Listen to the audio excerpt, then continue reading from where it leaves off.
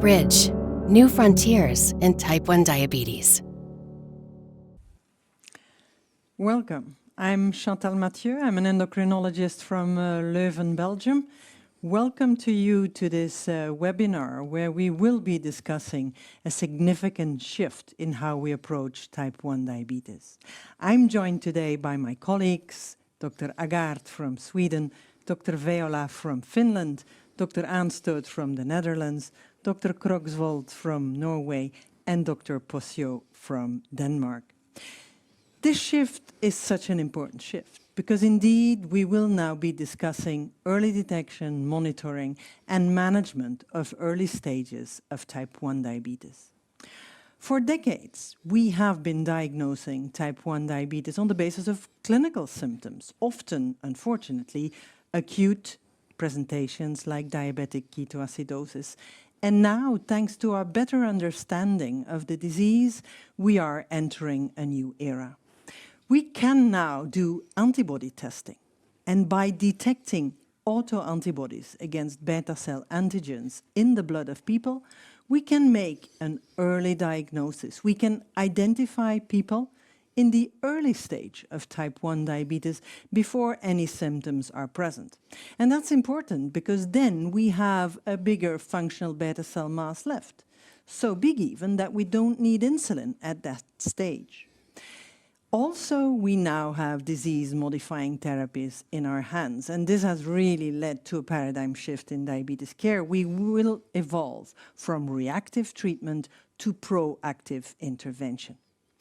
But with that shift comes a new set of clinical, ethical, and emotional challenges.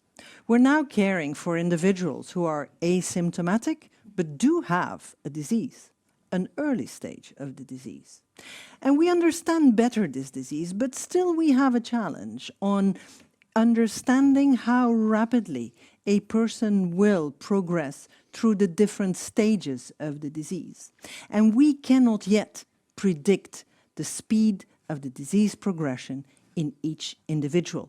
And that makes it challenging because we will have to come together and establish how we will monitor individuals. Also, how we will support families and individuals for the psychological impact of this preclinical diagnosis, because indeed it is the diagnosis of a disease. And like any other disease, people will have grief and anger, and we will discuss these issues later on.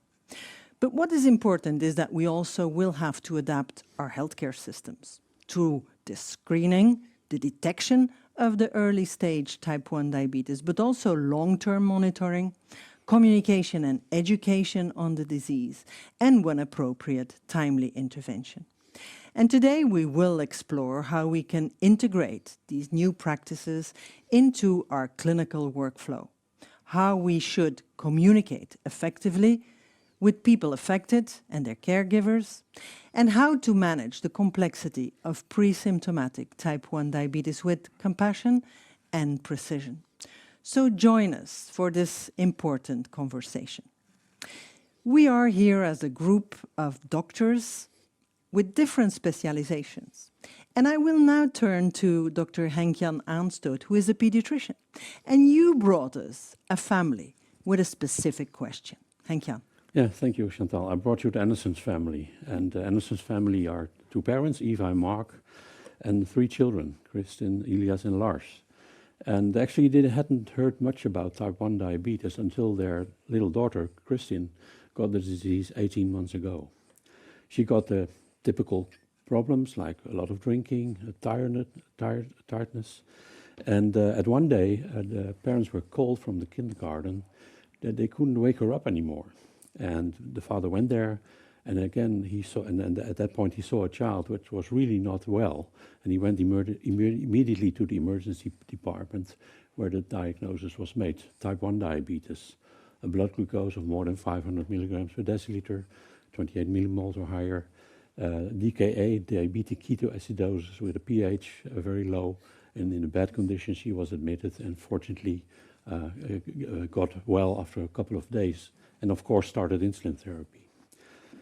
The family needed to learn a lot at that time. As we all know, it's a lot of things that you have to learn and find out when this happens. But they also had a lot of support from the team and from the organizations in the country. But they also heard something very interesting, they thought, and that was that for their other children, there is also a chance for type 1 diabetes, and that we can now look at that and look to see if they get diabetes. Are they at risk, or in other words, do they already have the disease? And Dr. Viola, could you comment on this? Yes, thank you. The parents are quite right. The children, 8-year-old boy and another boy, 10 years, they do have an increased risk to develop the very same disease. And actually the parents themselves also carry an increased risk compared to general adult population. And this is correct information, and the size of the risk is about 10 to 15 times greater than in the general population to these healthy individuals in the family. And actually, in the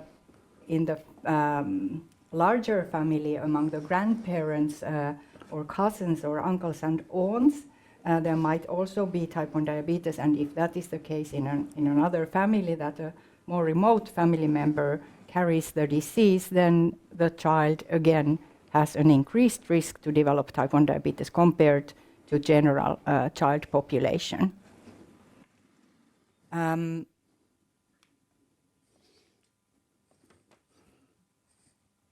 I think we have to go back a few slides. Yes. Let me help you with that.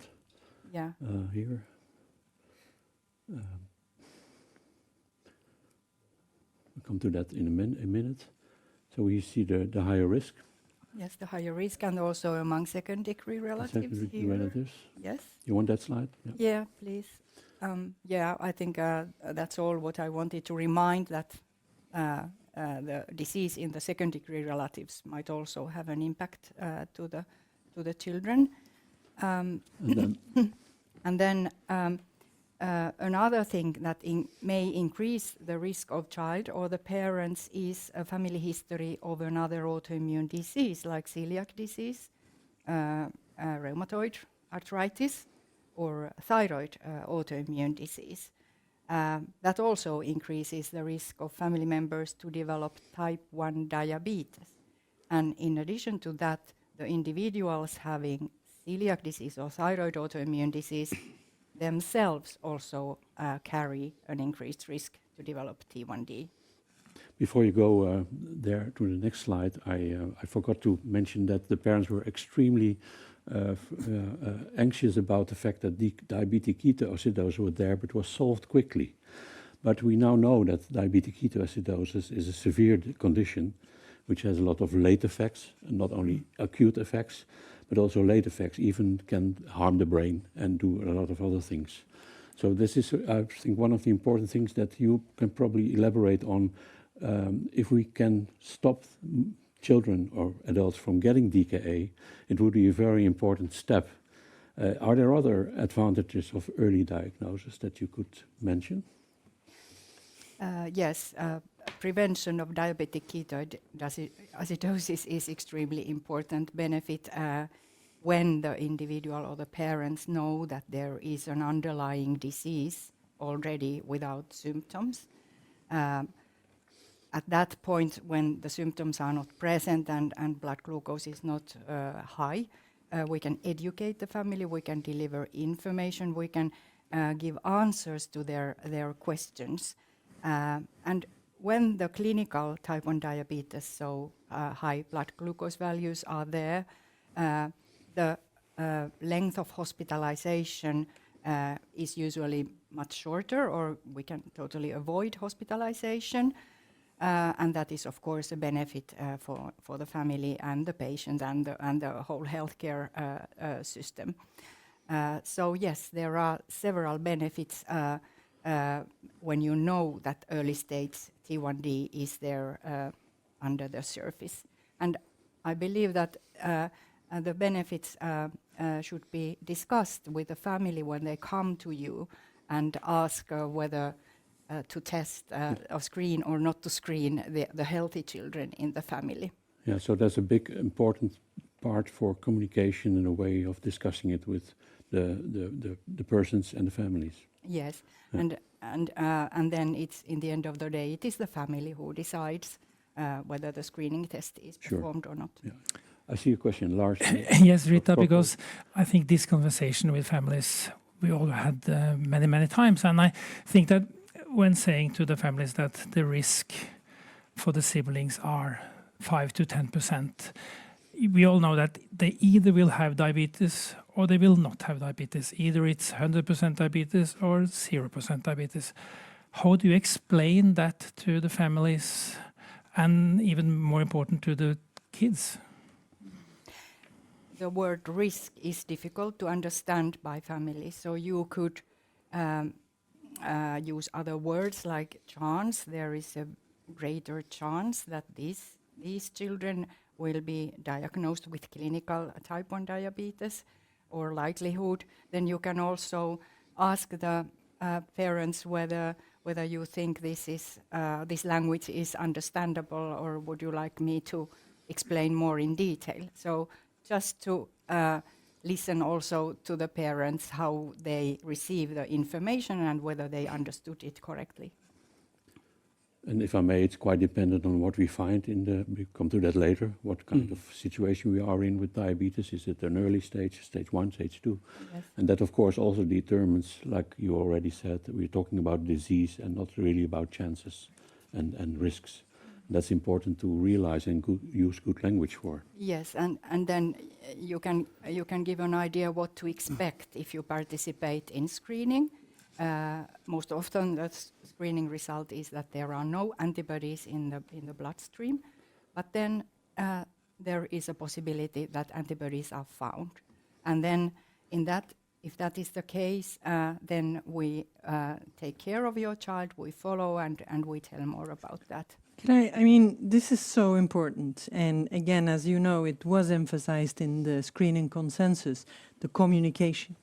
And to communicate with the family about the advantages of screening for early stage T1D, and also to explain from the beginning the process. What happens if we find antibodies? What happens if we do not find antibodies? I will discuss later on the importance of how to communicate. It's not because you don't have antibodies now that you will never get type 1 diabetes. So communication is key, as we try to emphasize also in the screening concept. Yes, absolutely. Absolutely. Talking about the advantages, you also brought some data on showing the advantages of that in the next slide. Can you explain that? Yes, this is a comparison of two studies from Germany. If you look at just graph A, it is on the y-axis you can see hemoglobin A1C at the time of clinical type 1 diabetes diagnosis in children. So the FRIDA children participated in a population-based screening program, and if autoantibody positive were carefully followed until clinical diagnosis, whereas the Gemelli children just came from the same population without any knowledge of a presymptomatic disease. And as you can see, the hemoglobin A1C value in Gemelli children is much higher. So the metabolic situation at the time of clinical diagnosis is worse in the Gemelli children. And that's an important factor because we all know that the first year of diabetes is quite determining for later, with or without the DKA. So this study actually shows that they are better off and probably will be better off in the future. Yeah. And it is really an awful situation to experience a diabetic ketoacidosis for a child of 5 years, so treated in an intensive care unit. So it is a situation we don't want to see among children, and now by screening we can detect the disease earlier and avoid this awful situation. Can I just add, as an adult endocrinologist, it's also a situation we don't want to see in adults. Mm-hmm. In the INODIA project, we showed that in stage 3, so newly diagnosed children, we had 44% of them presenting in DKA. but also 23% of adults with newly diagnosed type 1 diabetes presented in diabetic ketoacidosis. So 1 in 4. So yeah, again, just DKA avoiding this is crucial. DKA is damaging and also can kill. Yes, and it's been shown quite well in stage 3 type 1 diabetes in children not participating in screening program that the HbA1c you are diagnosed with has certain trajectory, so it maintain the same level. Do you think it will be the same here for screening program discovered type 3, that they also will maintain a lower HbA1c than if not participating in screening programs? It is a very interesting question, and there is quite few data so far because we would need follow-up of these groups. But at least when the beginning of the disease is softer, without a big shock or fear of death, and perhaps insulin also started in lower doses. So we have the possibility for better future and maintain very good blood glucose control from the very beginning. And that is, of course, the target with all our patients, but the starting point is different. Yeah, and with the data also from Norway, from your groups, show that children die even with diabetes. But if they die, a lot of them, almost 2/3, die with something that has to do with DKA. Yeah. So it's a killer, and we have to prevent it in some way. Yeah, and even in a highly educated country like Norway, we have a percentage of about 30% of newly diagnosed children presenting with DKA, which is way too high. And also in Norway, there are a certain, very low, but still a mortality of DKA in Norway. So we have to remember that type 1 diabetes is a very serious disease, even though we have good treatment. And it is also a big worry that worldwide the incidence or frequency of diabetic ketoacidosis at the time of diagnosis seems to increase.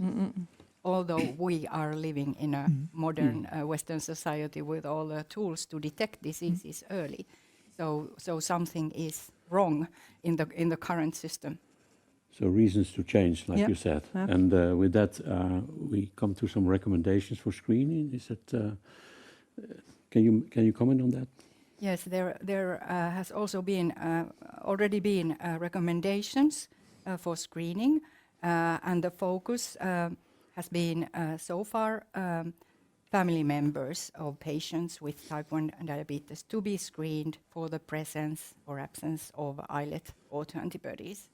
And this is, of course, quite clear, like we see in the family that Enkian presented.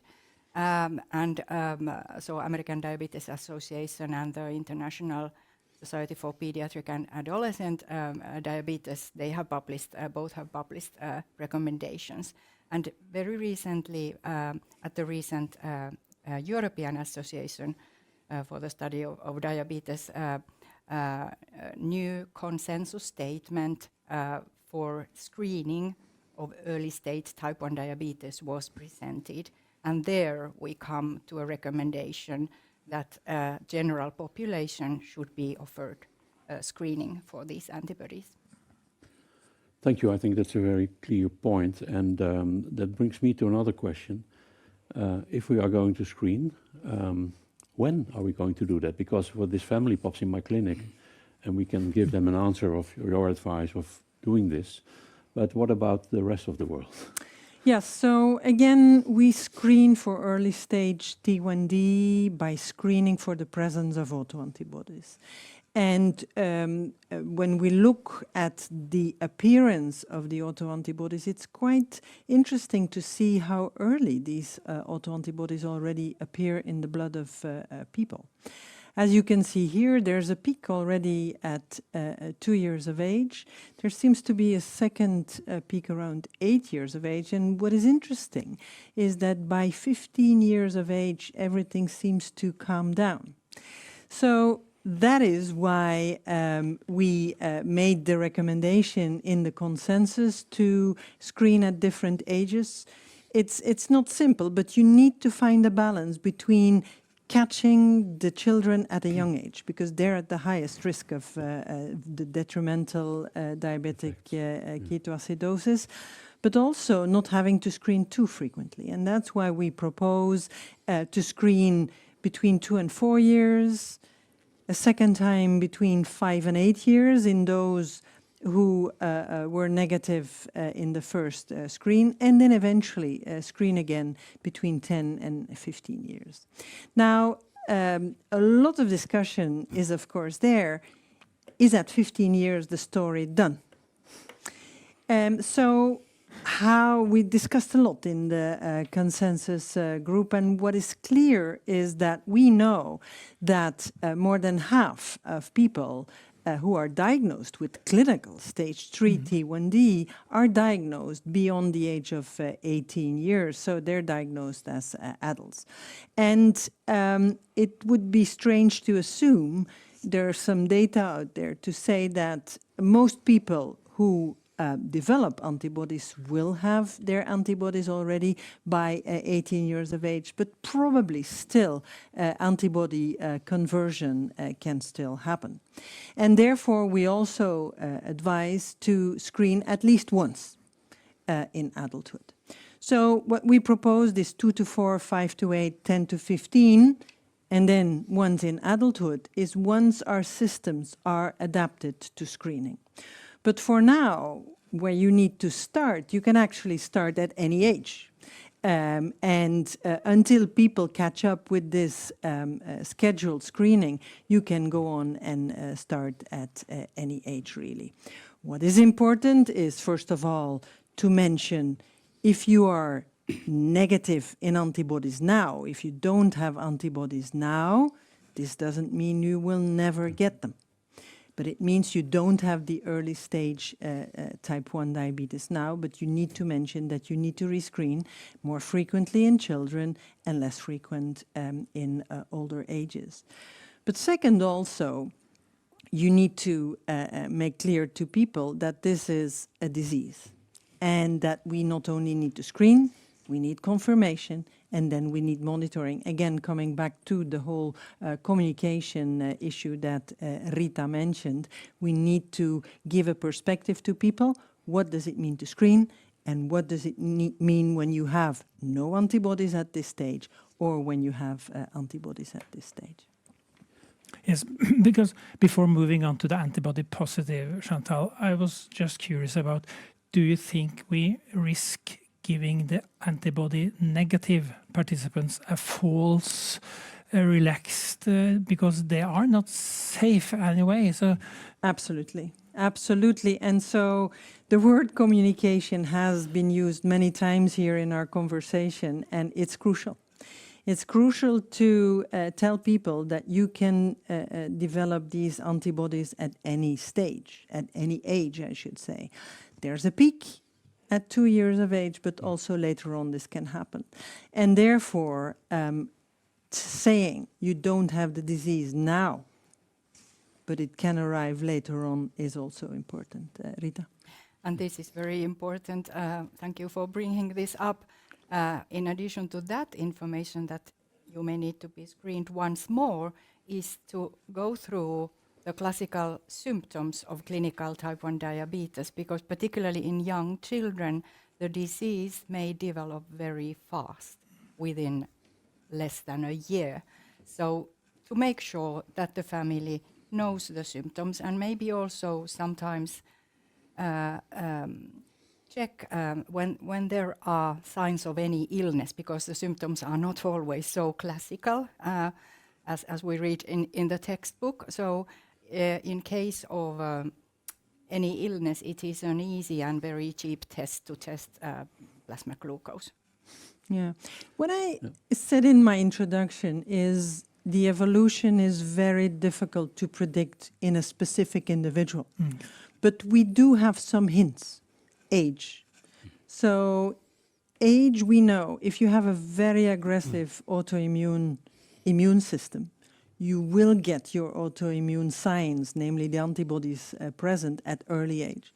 Whereas if you have an immune system that will attack and regulate, you will develop the autoimmunity and thus also the clinical disease probably later on. Also, as we will discuss later on, the presence of multiple antibodies, the titer of antibodies can all play a role. And again, as you can see here, when you look at the people where you find autoantibody positivity in adults, there the type of antibody seems to be different. It's mainly GAD that is at the forefront. But overall, it seems to be a similar behavior when you get the autoimmune disease detected in adults as in children. Now, coming back here to the evolution. This is a point of discussion. Again, it's a challenge because most of our intervention studies with disease-modifying therapies are first done in adults. But when you look at the evolution during the early stages of this disease, but also after the clinical diagnosis of type 1 diabetes, you see that the decrease in functional beta cell mass is much slower overall in adults than what you see in children. And unfortunately, we always test first our interventions in adults because of safety, of course. But therefore, I am, for one, believe that we may perhaps not identify some specific therapies that may be efficacious in children because the difference in adults is too small. But it is what it is, and it's still one of the probably most controversial issues, that is this screening of adults. In our consensus, we said once. Should you do it again? We don't know. Is there an end date of screening at 40, 45? Will we screen individuals of 60? We don't know. So it's still a lot of learnings that we have to do, but at least give also adults once the opportunity to be screened for early stage T1D. So in my family, you would recommend that the children and the parents? I would recommend not only the children, but also the parents. And as Rita indicated, not only first-degree relatives, but also little nephews and nieces, aunts and uncles. They all have already genetically an increased risk of having an autoimmune disease. So let's find it at an early stage. Even the cat and the dog. But this is really what we see in the clinic, that when a child is diagnosed one day, maybe 1 month later, the father comes to an appointment and tells us that I was diagnosed as well with type 1 diabetes. And in the Inodia study that we were running together over many years, we identified these autoantibody positive adult individuals. And I would add that maybe insulin autoantibodies are not that common in adult people, but antibodies against islet antigen GAD and islet antigen 2, zinc transporter 8, also present in adult individuals. Yes. And again, between brackets, we as clinicians also should do good medicine, good clinical practice, in always reflecting when a person of 45 or 50 presents with newly diagnosed diabetes, with symptoms or with an increased hemoglobin A1C, and you see that his child has type 1 or his sister has type 1, always reflect, is this not type 1 we're looking at? Because misdiagnosis of type 1 diabetes in adults is also an issue, but that's not screening, that's not what we're discussing. But that's a very important point, and to somehow to understand that is that this is about diagnosing. If I go to my doctor and says that my father has colon cancer, then I will be investigated to see if I have colon cancer. They try to make a diagnosis or not. And this is the same. You have a sibling with type 1 diabetes, you have to diagnose the family members. Yeah, fully agree. I fully agree with you. But again, I then bring it to communication, and I put up a slide again to mention that. And there are some things that are happening in those families. Can you go on to that? What have you seen? Yes, so this is now the situation when antibodies are found from the screening sample, and that is bad news to the families, like diagnosis of any other disease would be bad news to the family. So that information should be delivered verbally, preferably at a visit or maybe by phone, just to give the receiver to ask questions, to reflect how they take this bad news, because we know, and there are also scientific studies about the level of anxiety. It increases with bad news, particularly among mothers, stress too, sadness, shock, even worries, guilt or grief. So this is very individual. So we have to communicate enough with the family and listen to them, how they feel, to be able to understand what the situation is in this family with this information. And is this an example of the fact what Chantal mentioned, namely that we also have to change our clinic? Do you see that the people you need in your clinic should have more experience on this, like we all have with diabetes diagnosis? But yes, it is. Yeah, it is of course very good to have experience, but I believe that by education, by delivering the previous experience that mostly come from scientific studies, so by sharing those experiences, the very professional diabetes nurses, pediatricians, pediatric endocrinologists, adult endocrinologists, they can deliver. I think it's maybe different in different countries. Maybe someone. What I mean is that we probably go from looking at glucose values, looking much more in our teams to things like this, and maybe that's one of the changes in healthcare that we are facing. Yes. In any case, I think that those clinics for presymptomatic type 1 diabetes and through diabetes clinics should collaborate, and because the field may change much more if we manage to get more disease-modifying therapies. Can I make a remark and bring back one important point from our consensus on screening? That is, this is a normal reaction. Only a psychopath would not react with sadness if you announce that their child has a disease. So this is normal that you react sadly.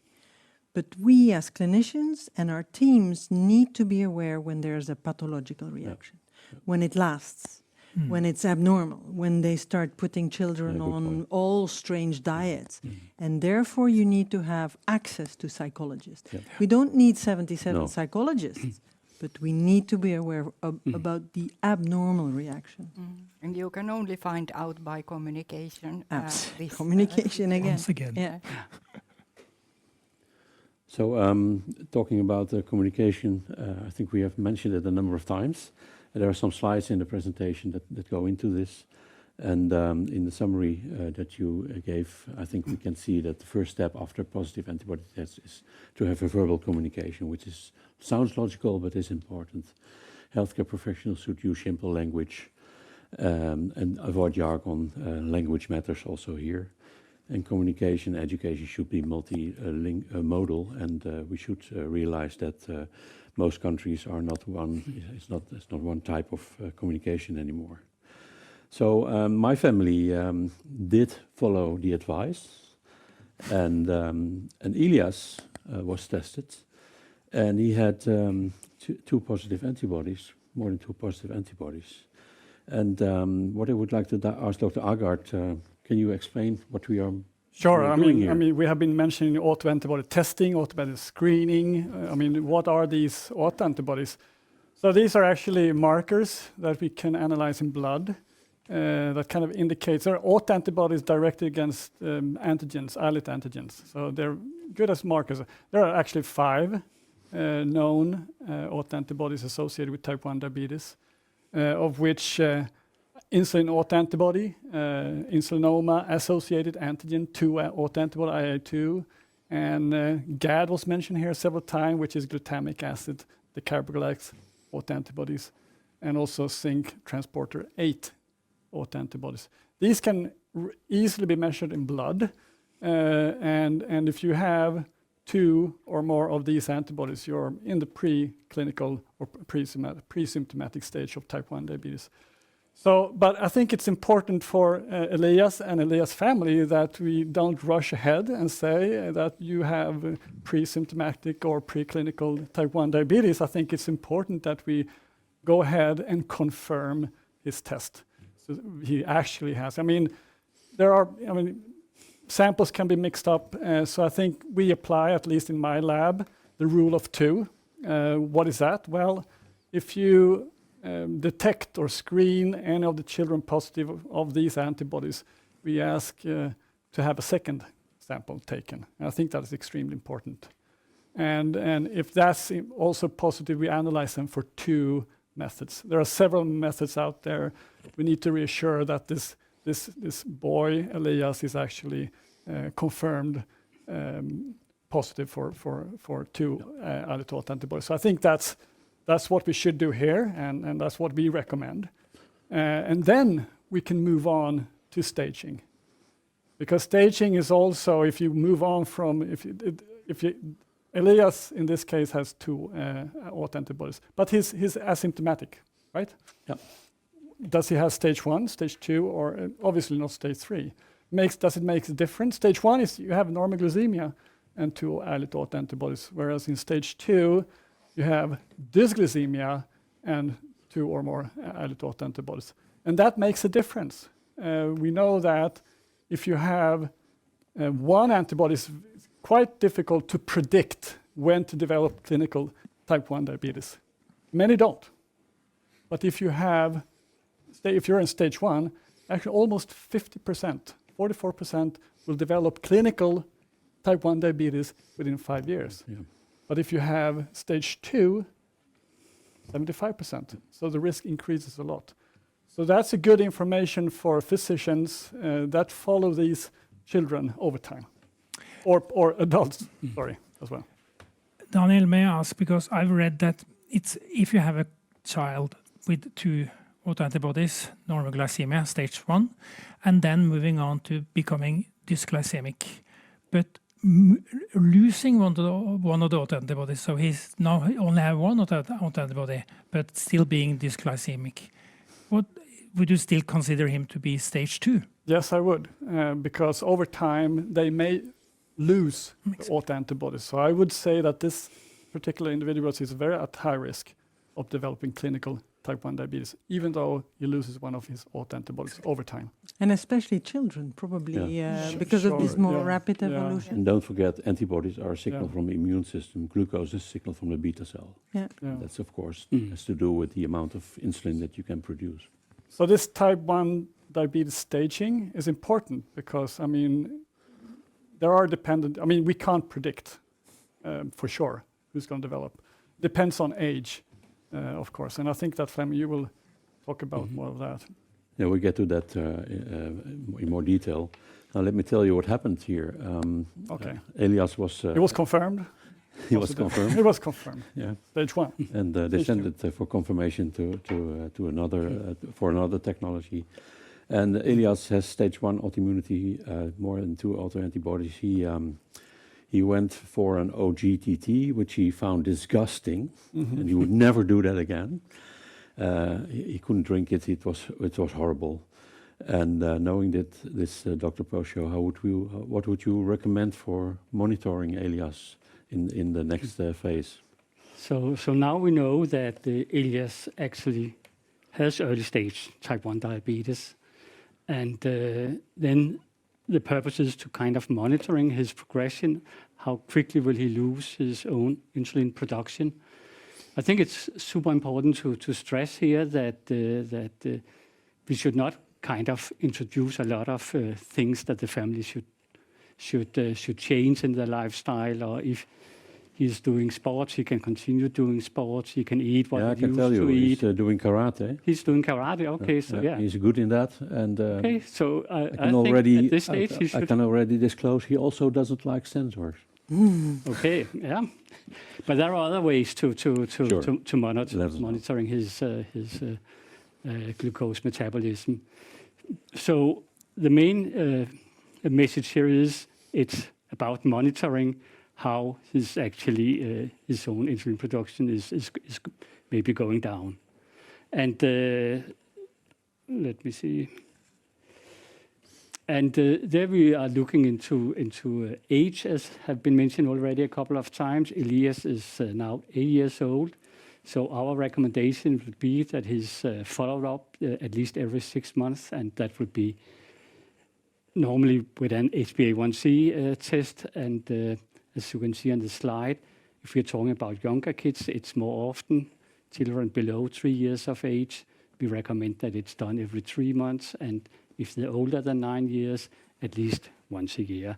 But it may also depend on what kind of autoantibodies we have actually detected here. We know that there are at least IA2A is associated with a more aggressive progression, more rapid progression. So if you have a child testing positive for this, as one of the autoantibodies, you may want to have a more closer follow-up on the child. So we learned already that age is a parameter. We also now know that the type of antibody is a parameter. Does the appearance of antibodies make any difference? Do you learn something from that? First this one, then that one? I mean, there are a lot of data showing that the order of appearance has to do with the genetic risk of developing type 1 diabetes. And there we know there are more aggressive genetic profiles than others. So yeah, that also may impact your decision on how often to follow up. But thank you, when saying that, Daniel, is it any way that you can, when screening an individual and finding 2 autoantibodies, is it any way that you can say, okay, because of this and that one came first and the second one came second? Or is it that possible? Because the question you ask implies that he has been followed, but Elias hasn't been followed. He has been just taking one sample. I think you're referring to prospective studies that follow children over time, and that's where we found. I mean, that's if you have gathered first kind of information from. Well, let's put the question different then. Should Elias have another antibody test or not for this reason? No, there's no technology that helps us at this moment to improve our knowledge on when the disease will strike? Yeah. Not yet. No, but I think you raise a very important point that I mean, we do have very good markers with autoantibodies, but we clearly could need some additional markers that could help us differentiate progression rates from stage 1 to stage 2, further on to stage 3. And I'm sure, I mean, a lot of you and our colleagues are working on that. So eventually, I think we will be in a situation. Can I make a pitch? Remember, we together with Rita and Lars, and we did this project in Odia. There's all samples sitting there. There's an overwhelming amount of data, microRNA. It's an appeal to all the young investigators out there. Use the samples, use the data, go to inodia.org and apply for the samples. Yes. Because super resource, I mean. We need better tools to indeed be able to individualize our prediction of how will the progression be. But for the moment, we're quite happy, and we can actually see a lot happening by just measuring antibodies. Monitoring. One thing to... sorry.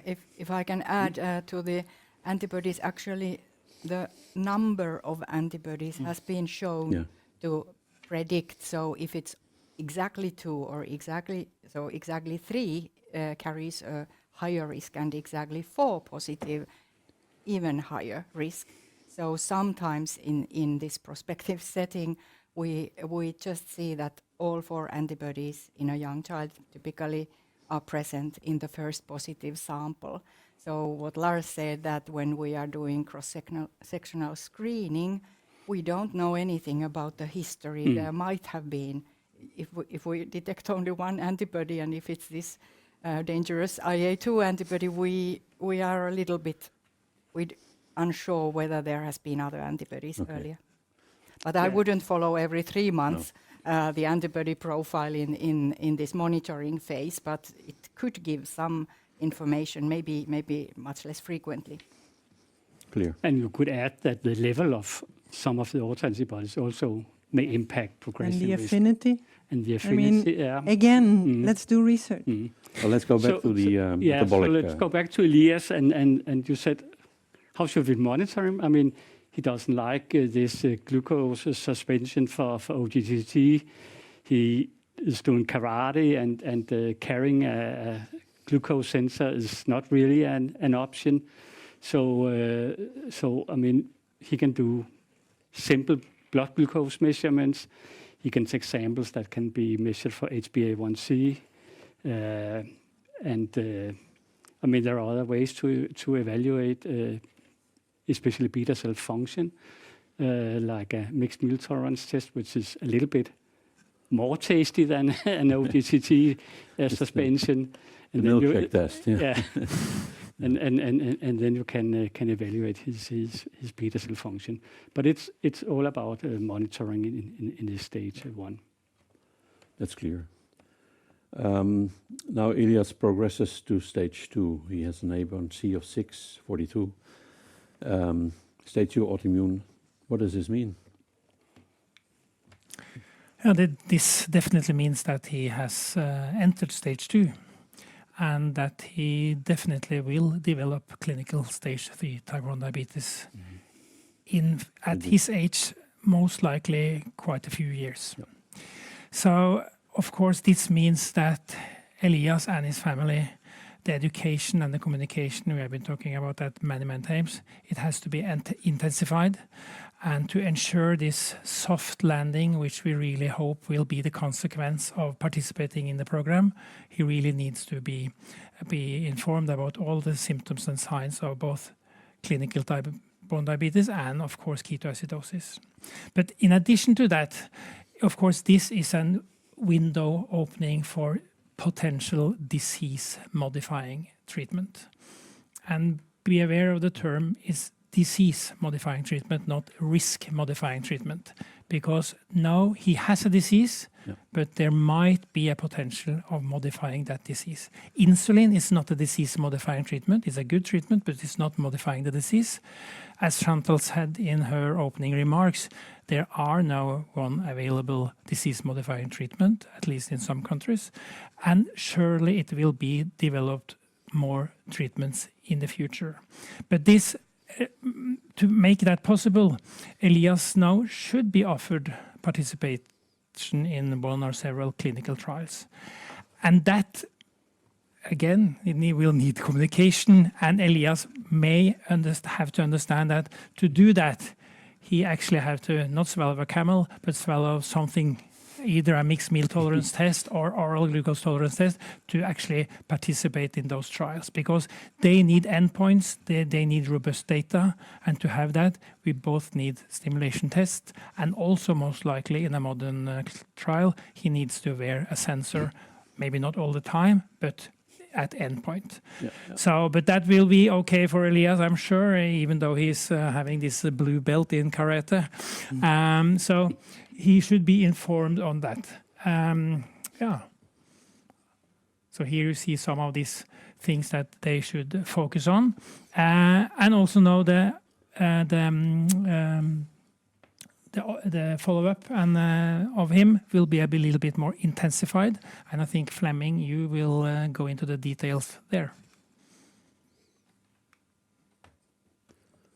Well, first of all, maybe you can just make a few remarks. You already mentioned Inodia and the importance of research. This is also a graph showing what is going on in Europe on the interventions you mentioned. There's a lot of possibilities and studies going on already. I mean, it's not 20 or 100, but it's starting and getting more and more.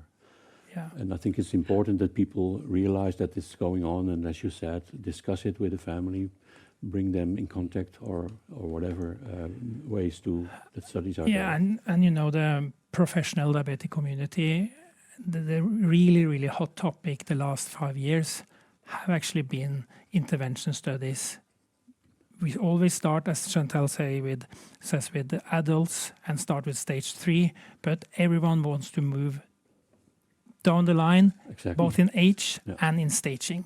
So stage 2 children, that's the ideal study. And as you see on the map in Northern Europe, there are many studies going on, but the real spider in this net is Inodia. So contact Inodia. There's a lot of material, Chantal, and it should be used. Yes, and many trials are coming. So Yeah. I mean, yes. As you said, it's a new future. We're Yes. entering it. So this is the summary of that, and I go to the next point where how do you monitor a child with stage 2? And Dr. Posho, Yeah, how do we do that? It basically comes down to a much closer monitoring compared to what we have talked about so far.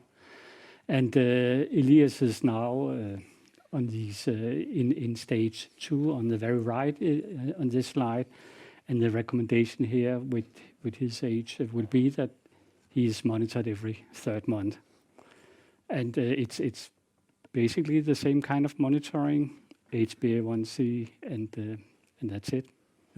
And the communication. And repeat. throughout these stages, yes, Yes. counseling, education, Yes. and very the good communication is Boy is super getting critical. older all the time, has become a teenager. So also make sure that he himself is aware of the Absolutely. clinical type 1 diabetes symptoms and doesn't hide them, like sometimes teenagers are doing. Yeah, So just to repeat the information about symptoms. yeah. So monitoring goes on, and what happens then is after a few years, Elias is 13. He's a teenager.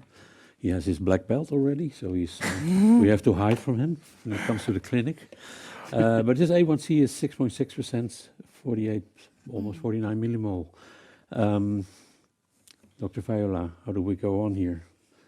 When is it diabetes? When do we start treatment, etc.?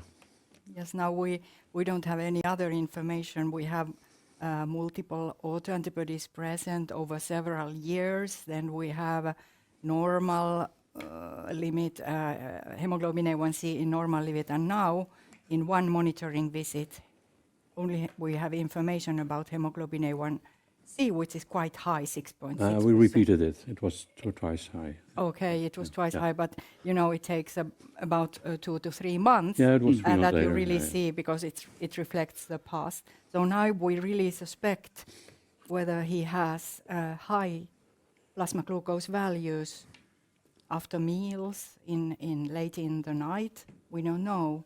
So we should, in addition to repeating hemoglobin A1C, find out how high values he might have and whether he has any hint of symptoms.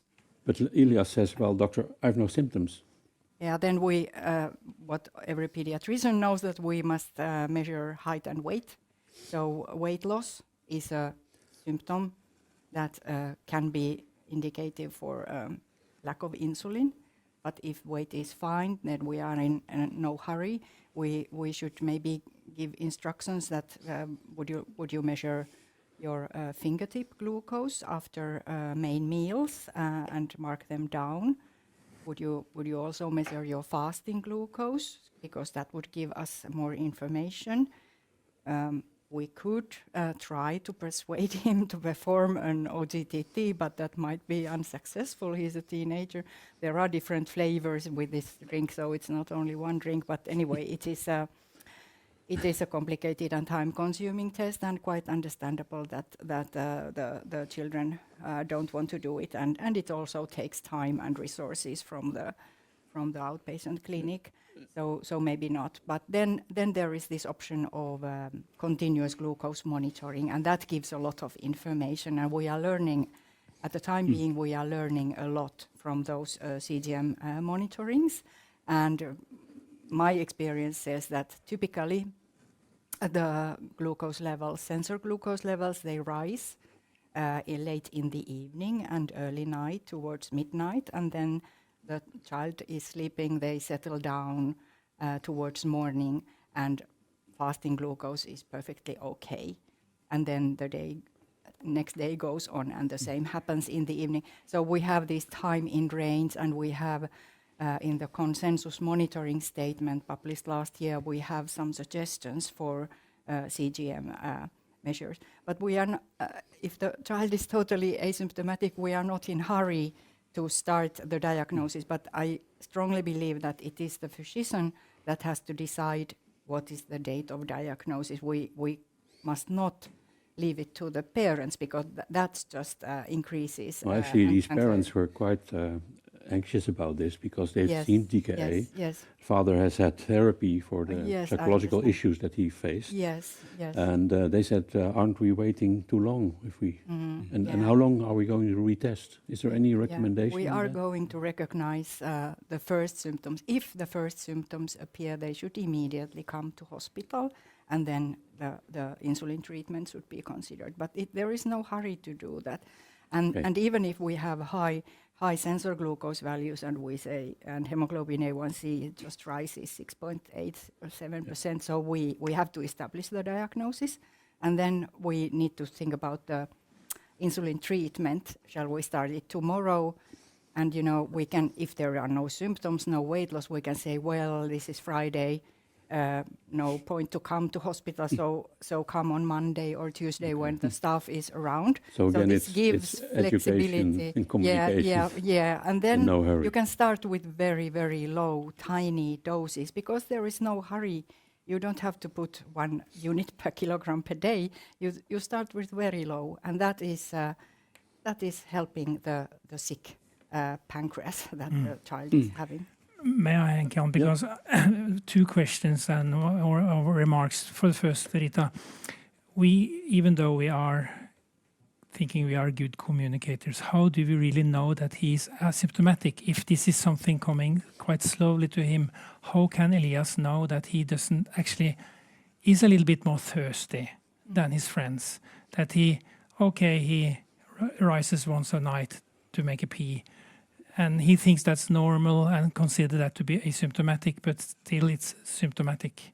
And then one concern I have, because on this point, don't underestimate the parents. We tested in parents what they're doing, yeah, and they check the other children quite often with a glucose check. So if he drinks a little more, his mother also then he's symptomatic. immediately was. That is- Yeah. And one concern I have, because in Norway we have been really trying to establish a routine that if you suspect type 1 diabetes, you should immediately go to the hospital. You should not behave like when expecting type 2 diabetes to refer them written and have an appointment in 4 weeks. And now we are just saying, then you don't have to come today, you can come after the vacation, you can have do we risk? But that's also No, this is- here it's the expertise and the knowledge of the doctors. Mhm. I think also the age of the patient. Yes, and it is the early stage type 1 diabetes is a different Exactly. the different part of the diagnostic path that the child is going. So what we see among patients who come to the emergency room with the symptoms, and not so clear symptoms always, particularly in teenagers, stomach ache or something very obscure symptoms, and we just measure plasma glucose and it's type 1 diabetes. So you are quite right that the I think we're symptoms- both right, by the way. And for time Yeah. reasons, I think we can conclude that it's difficult to make the right moment. Yeah. When to start treatment. Yes, But we have time, and we have good education and instructions to the persons. Yeah, and it So that doesn't ma- escape from it isn't that fast if we give good information. But I still think that the physician has to be active here, that, makes a good plan over the weekend, over the summer holidays, Yeah.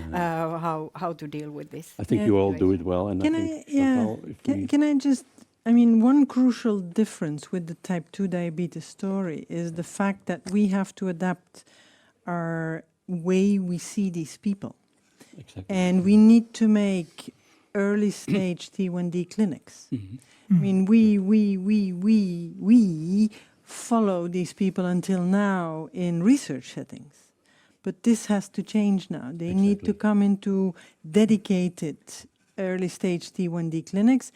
And then it's obvious, you can wait. They have the contact with the educators, etc. They know who to call. Exactly. They know how to call. They're not in the woods. And that's the most important thing, that we, first of all, communicate, educate about symptoms and whatever, but also have them close to us and that they know they can contact us. And then, yeah, one thing I was hoping you would tell me is which type of insulin to start. Because for me, in some people it's mealtime, in others it's basal. So what do you do?